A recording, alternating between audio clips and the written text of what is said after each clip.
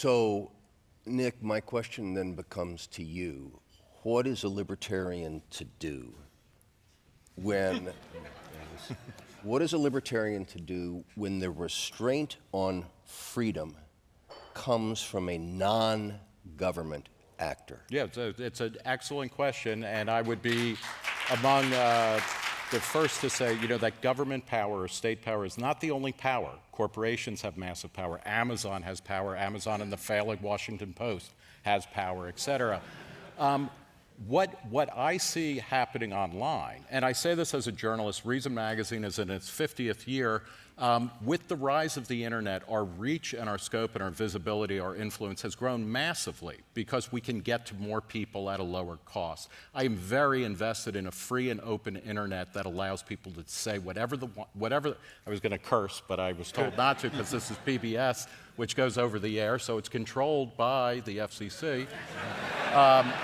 But I'm very invested in all of this, and what you do is you speak out. And this is why ISPs to date have not been at the forefront of shutting down speech that they do not like. They don't block on a regular basis.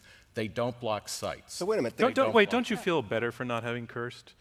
Yeah. No, absolutely. Okay. So Comcast didn't block the speech of BitTorrent.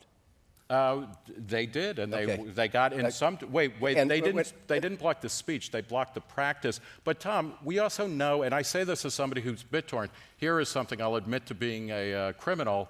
I download unauthorized copies of movies using BitTorrent. The reason Comcast was doing that was not this was legal content. But it's also 95% of BitTorrent content. Nick, don't recharacterize what happened here. Legal content was slowed down by Comcast, legal content, because of the fact that it was competing with their cable service. How was that resolved? Did it, and then How they was went. that resolved, Tom? The FCC said, "Don't do it." How did that? What year was that?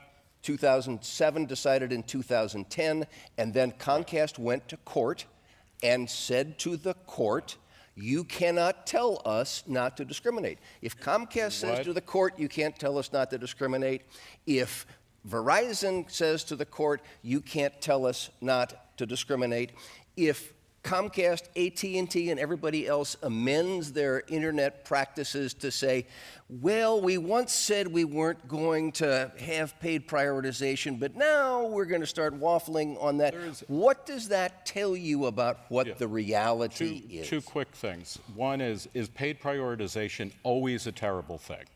Is there no possibility that I might want to buy paid prioritization?